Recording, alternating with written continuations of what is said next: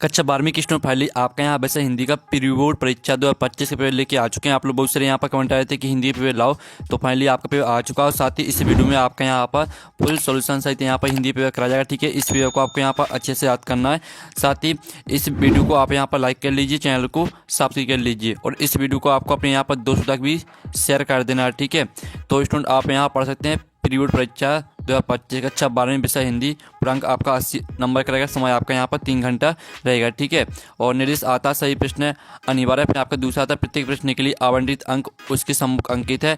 फिर आपका यहाँ पर तीसरा निर्देश आता चौथा, पाँचवां, छठवां, सातवां। ठीक है, तो यहाँ पर निर्देश पढ़ लीजिएगा। अब चलिए जो आपके यहाँ विषय हिंदी के पेपर वो देख लेते हैं। तो पहले तो आपके आते हैं सही विकल्प का चयन कर लिखिए जो कि आपके 6 नंबर के रहेंगे। तो पहला था फिराक गोरखपुर के अनुसार घुटनों में लेकर माँ बच्चे को क्या करती है। तो इसका आपका ऑप्शन आता नहलाती है, बा आता बाल में कंघा करती है, और सा आता कपड़े पहनाती है, और दाता प्यार से देखती है। तो जो आपके यहाँ पर दिया गया है फिराक गोरखपुर के अनुसार घुटनों में लेकर माँ बच्चे को क्या करती है, तो इसका राइट आंसर रहेगा कपड़े पहनाती है।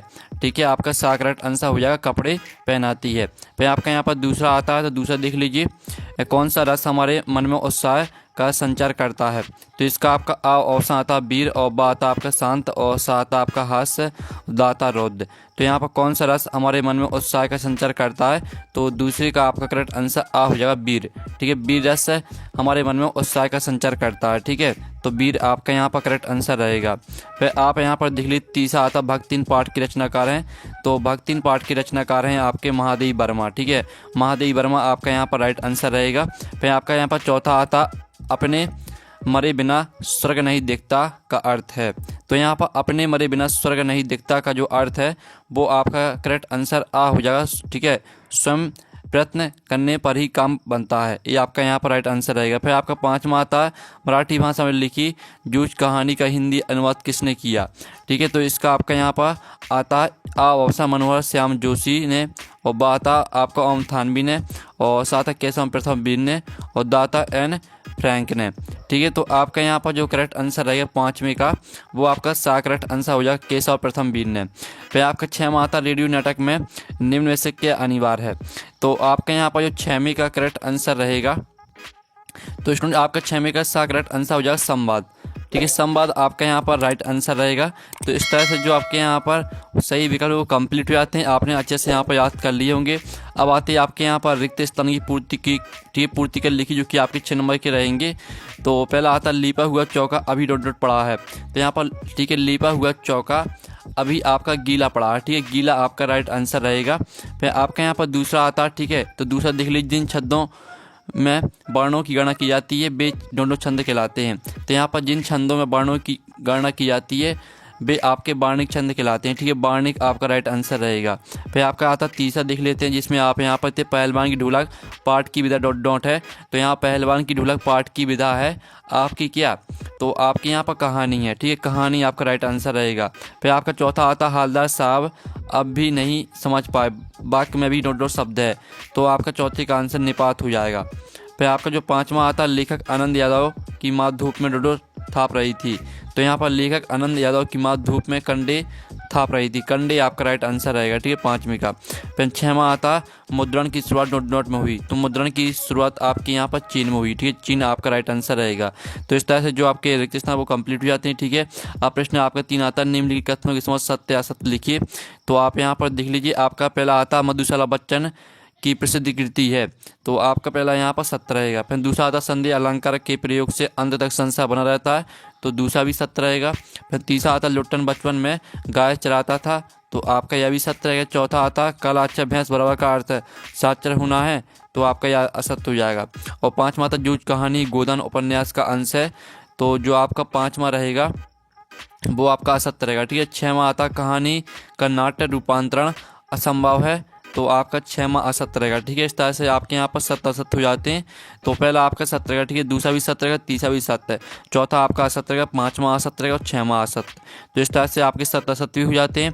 अब आती है सही जुड़ी का मिलान कर लिखी जो कि आपकी स्तंभ अवबा में दी सही जुड़ी जो कि 7 नंबर की रहेंगी। तो स्टूडेंट आपकी पहली आती है श्रृंगार काल। ठीक है, श्रृंगार काल को आपको मैच कर देना रीति काल से। और दूसरी आती है बादर राग। ठीक है, तो आपको यहाँ पर बादर राग को मैच कर देना निराला से। और जो आपकी तीसरी आती है वर्ण के बोलने में लगा समय। ठीक है। तो आपके यहाँ वर्ण की बोली में जो लगा समय है वो आपका मात्रा हो जाएगा। फिर आपका आता नहर, ठीक है। तो नहर को आपको मैच कर देना है यहाँ पर मायका से। और जो आपकी आती है भाव विस्तार, ठीक है। तो भाव विस्तार को आपको मैच करना है, ठीक है। जो आपकी रहेगी भाव विस्तार, इसको आपको पल-वन से मैच कर देना है, ठीक है। और जो आपके यहाँ पर आती है, ठीक है, आप यहाँ पर देख लीजिए सबसे ऊंचा चबूतरा। तो सबसे ऊंचा चबूतरा को आपको मैच कर देना बड़ा बौद्ध स्तूप से। और जो आपके यहाँ पर साथ में थी कहानी का केंद्रीय बिंदु, तो कहानी का केंद्रीय बिंदु आपकी क्या रहेगी, कहानी के केंद्रीय बिंदु आपका कथानक हो जाएगी, ठीक है। तो इस तरह से आपको यहाँ पर सही जोड़ी मैच कर लेनी है, ठीक है। इस तरह से आपकी सही जोड़ी यहाँ पर कंप्लीट हो जाती हैं। और साथ ही आप इसका स्क्रीनशॉट भी ले सकते हैं। फिर प्रश्न आपका 5 आता है, ठीक है। निम्नलिखित प्रश्न का उत्तर एक वाक्य में लिखिए जो कि 7 नंबर के रहेंगे। तो पहला था दूरदर्शन वाले कैमरे के सामने बैठे अपाहिज से बार बार प्रश्न क्यों पूछते हैं। तो यहाँ पर दूरदर्शन वाले कैमरे के सामने बैठे अपाहिज से बार बार प्रश्न इसलिए पूछते हैं ताकि, ठीक है, कार्यक्रम को रोमांचक बनाया जाए। तो आपको इसका आंसर लिखना है कार्यक्रम को रोमांचक बनाने के लिए। दूसरा आता विस्तृत कलिबर वाले काव्य को क्या कहते हैं। तो यहाँ विस्तृत कलिबर वाले काव्य को कहते हैं महाकाव्य, ठीक है। महाकाव्य आपका यहाँ पर दूसरे का राइट आंसर रहेगा। फिर आपका तीसरा आता सिर के बच्चे का असल नाम क्या था। तो यहाँ पर सिर के बच्चे का असल नाम था चांद सिंह, ठीक है। चांद सिंह आपका यहाँ पर राइट आंसर रहेगा। फिर जो आपका यहाँ पर दिया गया अनासक्त का क्या अर्थ है, तो इसका आंसर आपको खुद कर लेना है। पाँचवा आता तकनीकी शब्द अंग्रेजी किस शब्द का हिंदी पर्याय है। तो इसका आंसर है टेक्निकल, ठीक है। आप यहाँ पर देख लीजिए इसका आंसर टेक्निकल हो जाएगा। तो अच्छी से याद कर लीजिएगा, ठीक है। और साथ ही जो आपके यहाँ पर दिया रोजी रोटी की तलाश में आए यशोधरा पंत को किसने शरण दी। तो इसका आंसर रहेगा यहाँ पर रोजी रोटी की तलाश में आए यशोधरा पंत को किसंदा ने शरण दी थी। आपका यहाँ पर किसंदा राइट आंसर रहेगा। और जो आपके यहाँ पर आता है सातवां डेडलाइन किसे कहते हैं। तो यहाँ पर डेडलाइन कहते हैं समाज सीमा को, ठीक है। इसका आंसर रहेगा समाज सीमा को डेडलाइन कहा जाता है, ठीक है। तो समाज सीमा को आपको राइट आंसर रहेगा। तो इस तरह से आपके 107 वाक्य उत्तर कंप्लीट हो जाते हैं। आप प्रश्न आपका 6 देख लेते हैं, ठीक है। ऑब्जेक्ट आपके हमने कंप्लीट करा दिए। प्रश्न 6 आता कवि हरिवंश राय बच्चन को यह वास्तविक संचार क्यों अच्छा नहीं लगता। अथवा आता दिशाओं को मृदंग की तरह बजाने से क्या तात्पर्य है। फिर आपका 7वां आता नई कविता के 2 कवि एवं उनकी एक ही रचना का नाम लिखिए। अथवा आता प्रतिवाद के 2 कवियों एवं उनकी एक ही रचना का नाम लिखिए। फिर आपका 8वां आता ओजगुण का एक उदाहरण लिखिए। अथवा आता बिंब कितने प्रकार के होते हैं। 9वां आता विरोधाभास अलंकार की परिभाषा उदाहरण सहित लिखिए। अथवा आता षोडश छंद में कितनी मात्राएं होती हैं, उदाहरण सहित लिखिए। फिर आपका 10वां आता निबंध किसे कहते हैं, किन 2 निबंधकारों एवं उनके 2 निबंधों के नाम लिखिए। अथवा आता है गद्य की विधाओं को प्रमुख एवं गुण विधाओं में वर्गीकृत करके लिखिए, ठीक है। फिर आपका 11वां आता लेखक जयंत कुमार के अनुसार बाजारूपन से क्या तात्पर्य है। अथवा आता सीरीज को काली अवधूत क्यों कहा गया है। और साथ ही आपका 12वां आता अर्थ के आधार पर वाक्य के प्रकार लिखिए। और अथवा आता राजभाषा किसे कहते हैं, किन 2 राज्य की राजभाषा लिखिए, ठीक है। फिर आपका 13वां आता है, तो 13वां देख लीजिए, इसमें आपको वाक्य को निर्देश अनुसार परिवर्तित करके लिखना है, ठीक है। और आपका इसका अथवा आता लोकती किसे कहते हैं, उदाहरण सहित आपको लिखना है। फिर 14वां आता यशोधरा बाबू के चरित्र की 2 विशेषताएं लिखिए। अथवा आता जूझ कहानी के आधार पर आपको कौन कौन से जीवन मूल्य ग्रहण करने की प्रेरणा मिलती है, लिखिए। फिर आपका 15वां क्वेश्चन आता कहानी लिखण के कोई 2 उद्देश्य लिखिए। अथवा आता प्रिंट माध्यम की प्रमुख विशेषताएं लिखिए। फिर आपका 16वां क्वेश्चन आता जिसमें आपको रघुवीर सहाय अथवा हरिवंश राय बच्चन की आपको काव्यगत विशेषताएं लिखनी है। आपको यहाँ पर देख लीजिए, आपको 2 रचना लिखनी है, भावपक्ष और कलापक्ष लिखना है, ठीक है। सभी का आंसर हम कराने वाले हैं। पहले आप क्वेश्चन देख लीजिए 17वां आता जिसमें आपको हजारी प्रसाद द्विवेदी अथवा धनवीर भारती पर आपको साहित्यिक विशेषताएं लिखनी है, 2 रचनाएं भाषा शैली और साहित्य में स्थान, ठीक है। और जो आपका यहाँ पर 17वां क्वेश्चन है, ठीक है। 17वें क्वेश्चन तक जो आंसर है वो हम देख लेते हैं। तो स्टूडेंट जो आपका प्रश्न 6 में का आंसर रहेगा वो आप यहाँ पर देख लीजिए। कभी हरिवंश राय बच्चन को वास्तविक संसार इसलिए अच्छा नहीं लगता क्योंकि उन्हें लगता था कि यह संसार विरोधाभासों से भरा हुआ है, ठीक है। इस तरह से पूरा आपको याद करना, संसार पसंद नहीं था, यहाँ तक याद करना है। और ये आपका 6 में का अथवा का आंसर देख लीजिए। दिशाओं को मृदंग की तरह बजाने से क्या तात्पर्य है। तो इसका उत्तर रहेगा दिशाओं को मृदंग की तरह बजाते हुए अर्थात वातावरण संगीत का निर्माण करने का प्रयास करना, ठीक है। इस तरह से पूरा आपको सूरज के सामान आते हैं, यहाँ तक याद करना है। फिर आप 7वें क्वेश्चन का आंसर देख लीजिए। नई कविता के 2 कवि एवं उनकी एक ही रचना का नाम आपको लिखना था। तो भवानी प्रसाद मिश्र आपके कवि हो जाएंगे, इनकी रचना देख लीजिए। और शमशेर बहादुर सिंह ये भी आपके कवि हो जाएंगे, साथ ही इनकी रचना देख लीजिए। और साथ ही आप 7वें का अथवा का आंसर देख सकते हैं जिसमें आपको प्रतिवाद के 2 कवि और उनकी एक ही रचना लिखनी थी। तो आपके पहले कवि रहेंगे स्वतंत्रानंद पंत और दूसरे रहेंगे आपके सूर्यकांत त्रिपाठी निराला। ठीक है, इनकी रचना भी आप यहाँ पर देख लीजिए। फिर आप 8वें क्वेश्चन का आंसर देख लीजिए, इसमें आपको उदाहरण लिखना था। ठीक है, तो ये आपका 8वें क्वेश्चन का आंसर और ये आपका 8वें का अथवा का आंसर। ठीक है, भाषा में बिंब 4 तरह के होते हैं, दृश्य बिंब, श्रव्य बिंब, विचार बिंब और भाव बिंब। फिर आपका यहाँ पर देख लीजिए 9वें के क्वेश्चन का आंसर, जिसमें आपको विरोधाभास अलंकार की परिभाषा लिखनी थी उदाहरण सहित। तो ये आपकी परिभाषा दी है, साथ ही इसका उदाहरण भी आपके यहाँ पर दिया गया है।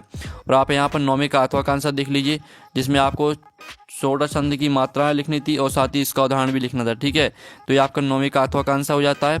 और साथ ही आप 10वें क्वेश्चन का आंसर देख लीजिए, ये आपका 10वें क्वेश्चन का आंसर और ये आपका 10वें का अथवा का आंसर है। ठीक है, आपको यहाँ पर गद्य की विधाओं की प्रमुख और गुण विधाओं में इस प्रकार बांटा जा सकता है। ठीक है, आपकी प्रमुख विधाएं ए रही हैं और गुण विधाएं आपकी ए वाली दी गई हैं। ठीक है, तो दोनों को याद करना है।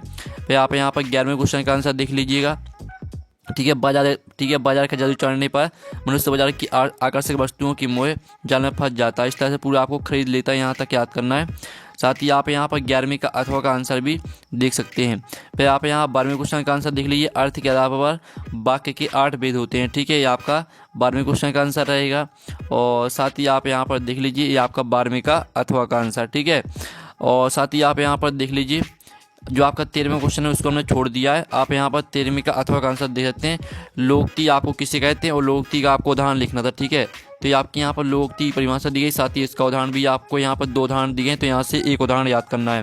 फिर आप यहाँ पर 14वां क्वेश्चन देख लीजिए, 14वें क्वेश्चन का आंसर। ठीक है, ईश्वर बाबू के चरित्र की 2 विशेषताएं।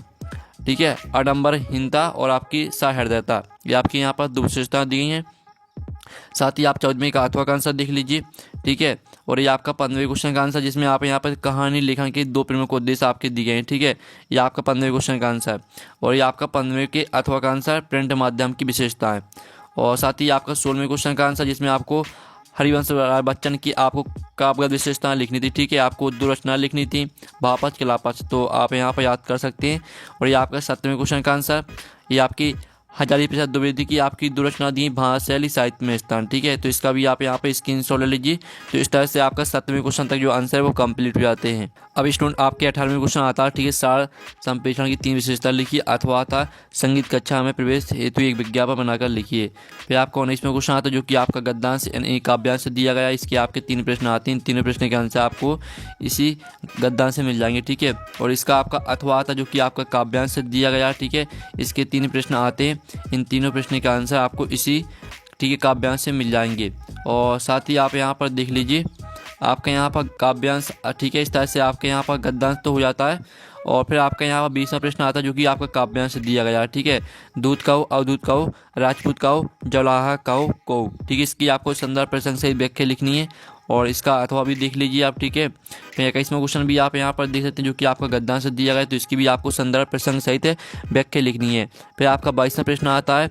ठीक है, आपके नगर के नगर पालिका अध्यक्ष को आपके बोर्ड की नियमित साफ सफाई न होने के संबंध में शिकायती पत्र लिखना है और इसका अथवा देख लीजिए। फिर आप यहाँ पर 23वां क्वेश्चन देख सकते हैं, जिसमें आपको निबंध लिखना है किसी एक विषय पर रूपरेखा सहित। तो इस तरह से जो आपका पेपर वो कंप्लीट हो जाता है। साथ ही जो आपके जिन क्वेश्चन का सॉल्यूशन हमने नहीं कराया है, उन सभी का सॉल्यूशन नेक्स्ट वीडियो में आएगा। ठीक है, और पेपर का PDF डाउनलोड करना चाहते हैं तो इसकी लिंक वीडियो के डिस्क्रिप्शन में दी गई, तो आप वहाँ से पेपर का PDF डाउनलोड कर सकते हैं। तो हम नेक्स्ट वीडियो में, थैंक्स फॉर वॉचिंग।